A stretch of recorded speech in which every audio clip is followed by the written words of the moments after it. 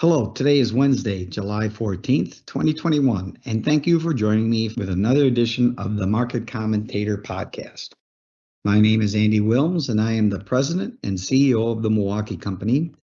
And joining me this morning, we have both Mike Willms, who is the Milwaukee Company's Director of Trading and Market Research, and Jim Picerno, who is our Director of Analytics. And today, Mike, Jim, and I will be discussing our thoughts about the outlook for bond yields and interest rates. Thank you for joining me, guys. Good morning. This should be make for an interesting discussion, but I want to remind my listeners before we get started that this podcast is for informational purposes only, and that views expressed in today's podcast are Mike, Jim, and my personal views, and not necessarily those of the Milwaukee Company. With that, let's get started.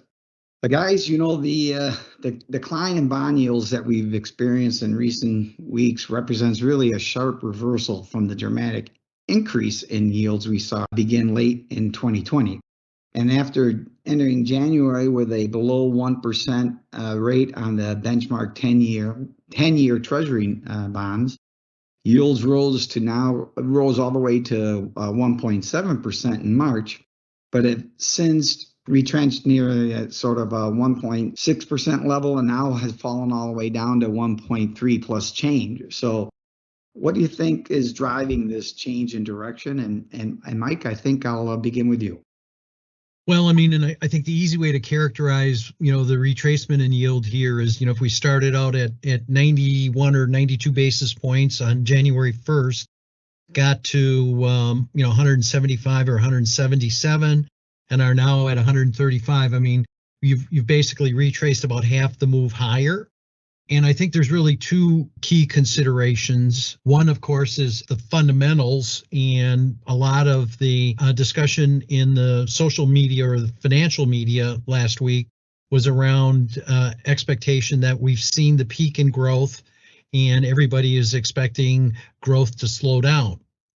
Now, that's all very true. The expectations are for GDP growth in the second quarter to be between 6 and 10% based on the baseline readings from the start of the pandemic in 2020. But the Federal Reserve bumped up their own forecast for growth for 2022 to 3.4%, which would have been better than any of the quarterly GDP growth numbers under the previous administration. And fundamentally a slight slowdown in growth to something still above a historical average shouldn't have had as material an impact on rates. So the second consideration would be technically, so many people had been betting on interest rates moving higher, and once they reached their peak, there was a loss of momentum in the derivatives market, whether you were betting on rates going higher with futures or with options. And I think that has a lot to do with it. And then the elephant in the room is the continued $80 billion a month of Treasury purchases that the Federal Reserve is continuing. So there's two basic fundamental technical considerations, and then of course the unknown in the market is the impact of the Federal Reserve's continuing asset purchases. So it sounds like you think this is then kind of an anomaly, and probably these lower rates won't be with us very long. Is that correct, Mike? Well, I think that one of the things I did in preparation for the call was I took a look at the slope of the yield curve. And by that, I mean the difference in interest rates for a 3-month Treasury bill and the 10-month Treasury note. And if you go back 30 years, the average is a little less than 2%. And the Federal Reserve is holding short rates at 0 to 25 basis points. So where the 10-year is right now is essentially the slope of the yield curve. And 130 basis points in a strongly growing economy would strike me as a fairly flat yield curve, and I would tend to think that there's a better probability rates would be moving higher if in fact the economy is growing as most economists are projecting. So Jim, what's your take on this whole thing?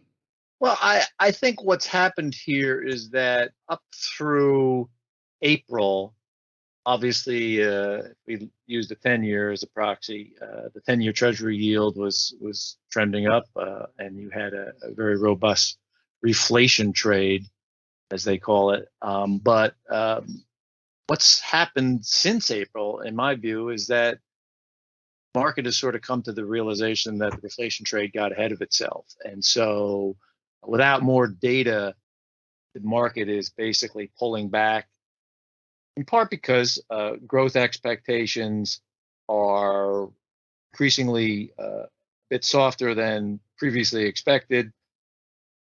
The second quarter GDP number is likely to be quite stellar. That comes out later this month at the end of July, and it's going to be acceleration over first quarter. But the market's looking out further than that. I mean, that strong second quarter GDP report is already baked in. And once you look out into the second half of the year and into the early 2022, the numbers sort of hint that the economic rebound has probably peaked. And there's a number of reasons for that. One is that fading government stimulus is in play.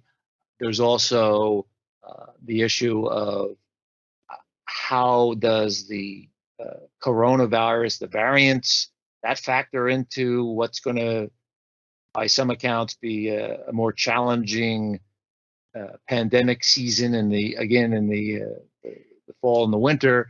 And so the market is basically adjusting its outlook, and in my view, waiting for more data to prove or disprove the inflationary narrative. And on that front, we're going to get some hard data this week, and so perhaps we'll get an attitude adjustment of some sort. But for the moment, the reflation trade is sort of cooled.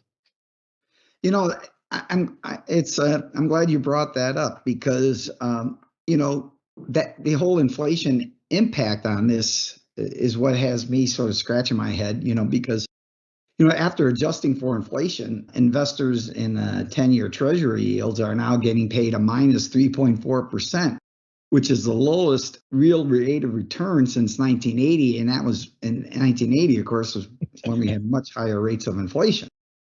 And if we look at the corporate bond side of it, rally in corporate debt has pushed interest rates on below investment grade bonds to 4.5%, while we saw consumer prices rise in May by 5%. And that's the first time on record that junk bond yields have dropped below the rate of inflation. So you're getting a negative yield even on junk bonds, which of course are on the highest end of the corporate bond risk schedule. So I got to ask you both, what's going on? I mean, how long do you think that we can continue? Investors are going to be willing to buy bonds knowing that the bonds are going to be a negative real return. Well, I mean, I'll take a whack at that. First of all, I think everybody needs to keep in mind the junk market is a high risk market, and historically the maturities are 7 years or less. That's part of the consideration here. The maturities are a little bit shorter when you're looking at other fixed income alternatives. But what's concerning is that the new issues that are coming, everything is quote unquote covenant light. A lot of the investor protections that were incorporated into the newly issued junk bonds have kind of disappeared. So I think that you've got a very low return for the amount of risk that you're taking, and it's probably not a fixed income market that I would bet the farm on.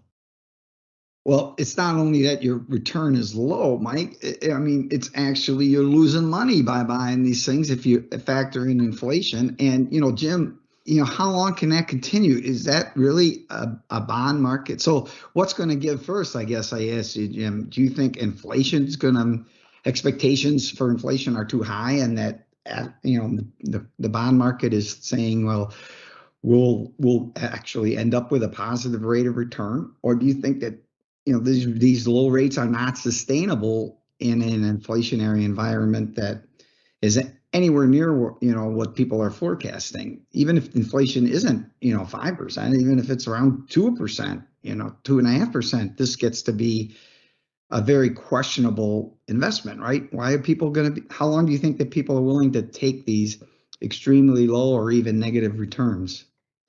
Well, you got to keep a couple of things in mind here. First of all, the Treasury market is a global market. It's not just the U.S. market, and foreign demand is significant.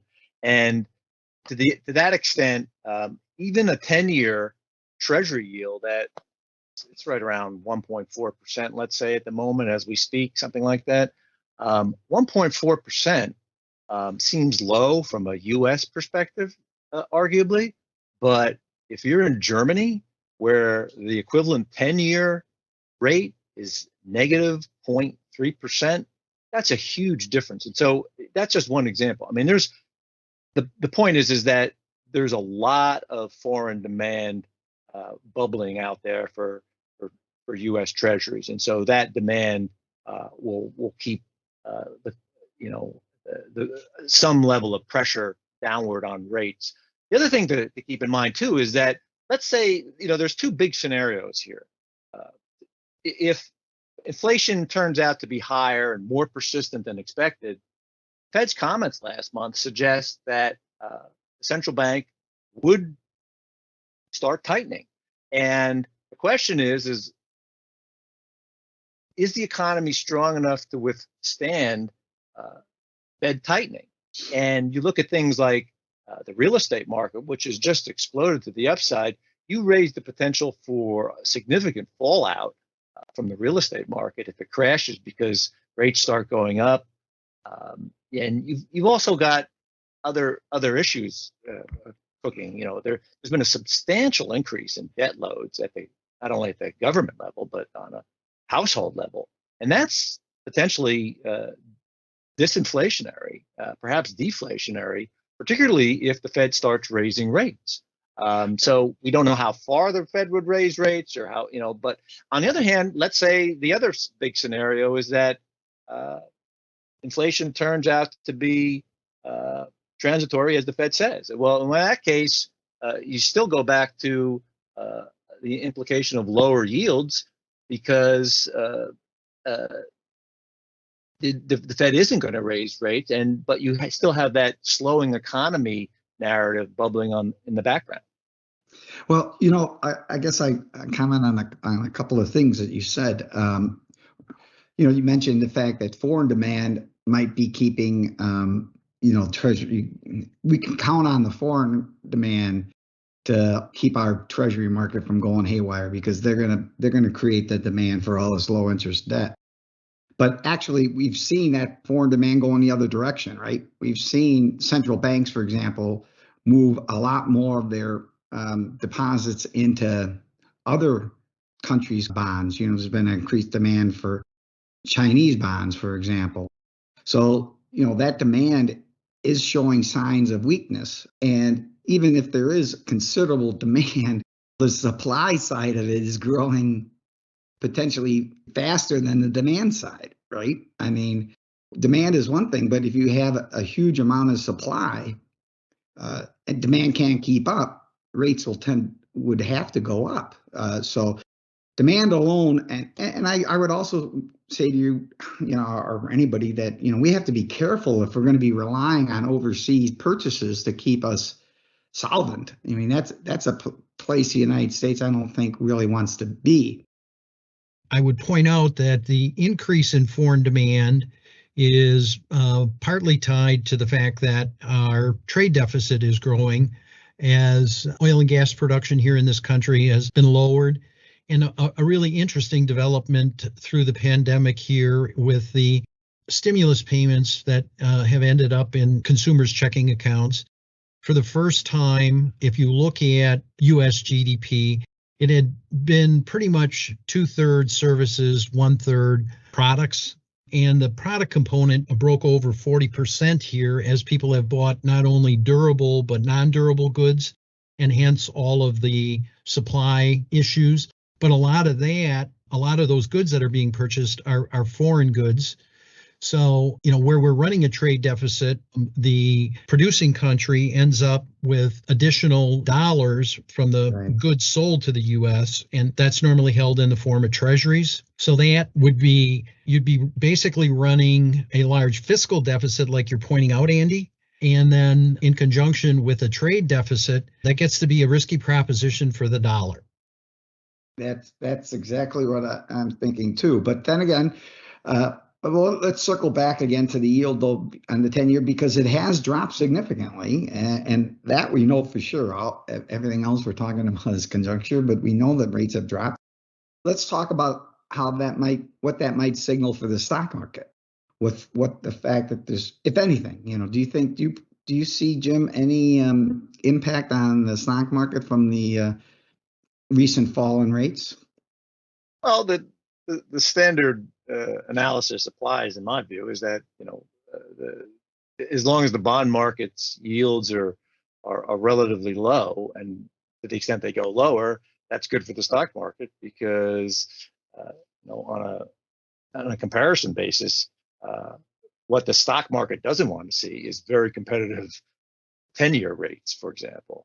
I mean, we're a long way from that, but at some point, if you get high enough Treasury yields, that would take a lot of demand potentially out of the stock market. But we're nowhere near that, and that's arguably one of the reasons why the stock market continues to defy gravity, and in some cases logic, by going up, because the alternative in the Treasury market is not very attractive. So yields in the stock market are tightly bound these days. Mike, anything you want to say? Well, and I think Jim's right. The link between equity prices and the 10-year yield that was in the press here a lot lately is the 10-year is assumed to be a riskless rate, and it's the riskless rate that a lot of the valuation models around the growth stocks, that's the riskless rate that they're tied to. So as the interest rates were moving higher, some of the growth names had sold off, and a lot of people think that that's overdone at this point, and you're starting to see a reversal. So growth stocks have done a little bit better, and great example would be Tesla. The bank stocks have backed off here anywhere from 5 to 10%. So some of the sector rotation that took place early in the year based on interest rates moving higher seems to be reversing based on the move lower that we've seen here over the last couple of weeks. Well, I agree with both of you that falling rates are a good bullish sign for stocks, but in this instance, I'm not so sure. And I'll tell you, I have two reasons for saying that, and both of which are kind of based on comments that the two of you have already made.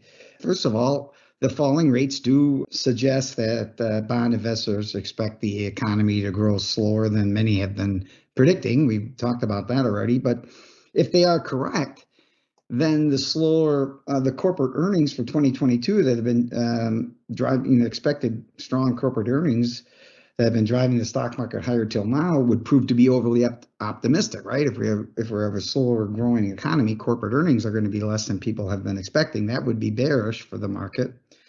And I think another thing is the Fed's bond buying program, which we've already talked about, and that it's already sent out a signal that it's planning to scale back on those bond purchases. And when that happens, we all expect yields to rise, but that's going to raise borrowing costs for corporations. And that also would be a drag on corporate earnings. And negative for corporate valuations in turn, which would be bearish for stocks. So I'm actually concerned that this drop in interest rates, it might be more bearish for stocks than many people are thinking. That being said, I'd like to close by putting you guys on the hot seat and asking you both of you where you think the 10-year Treasury bond yield will be when when the year comes to an end. Mike, let's start with you. I actually think that the consumer's in a good place. The last numbers I saw, they had $2.8 trillion of excess savings based on changes in economy here, with most restaurants, services, entertainment, travel, vacation being unavailable for spending. So I think the economic projections will continue to exceed forecasts. I also think earnings, I mean, it's interesting, in just a week, the earnings projections that, and earnings start in earnest for the second quarter tomorrow with some of the large banks. They were projecting a 61% increase year over year. A week ago, it's now 64.5%, with the expectation that the earnings forecast will be continuing to move higher, not just for the second quarter, but for the third and fourth quarter as well. And I think that the demand and GDP growth is going to be there. So I'm thinking that the year will end with a 10-year someplace north of 2%. Okay, good. Jim, how about you? I'm not quite as bearish on the 10-year market. I see, we're right around 1.4% at the moment. That's down from 1.7-ish, 1.75 back in April. I see the 10-year sort of trading in a range around 1.5%, give or take. I mean, that could obviously change depending on the economic numbers and inflation numbers we get in the weeks and months ahead. But based on the data I'm looking at right now, I sort of expect the 10-year to sort of trade in a range, but with a somewhat of a downside bias potentially as the post-pandemic era becomes clearer, and I think we're going to go back to the pre-pandemic trend of slower growth, sliding yields, and it just doesn't seem like there's going to be a big catalyst the second half of the year to get yields to rally.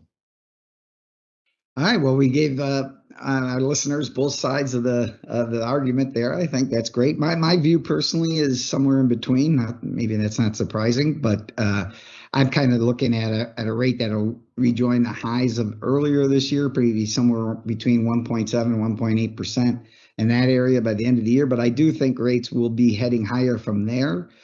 And in 2022, we'll be moving up further. And I think it won't be long into 2022 where we're over the 2% rate that Mike's forecasting. So, but as you all know, I don't encourage any of our listeners to bet the farm on any of these forecasts. I think it's better to play it safe than sorry. I think there is more downside risk in bonds than upside risk. So again, I'll repeat my earlier advice in prior podcasts to think about keeping your duration short on your bond exposures, maybe avoiding to some extent the long duration perpetual maturity bonds that are, I think, particularly vulnerable to rising rates. And if you're invest in individual bonds, just stay on the quality side of the thing, and take comfort in the fact that if your bonds don't default, you'll get exactly what you expected when you bought them.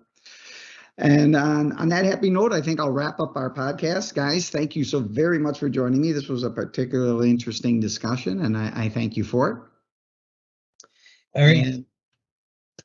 And let me just say that thank you also to our listeners. And if you like what you've heard in our podcast, I would really appreciate it if you give today's podcast a thumbs up. And keep in mind that you must conduct your own independent research before acting on any information or opinions expressed during this podcast. And you should not act on anything you've heard until you've discussed it with a qualified financial professional who is familiar with your personal situation and investment objectives. And with that, I'll say thank you, guys.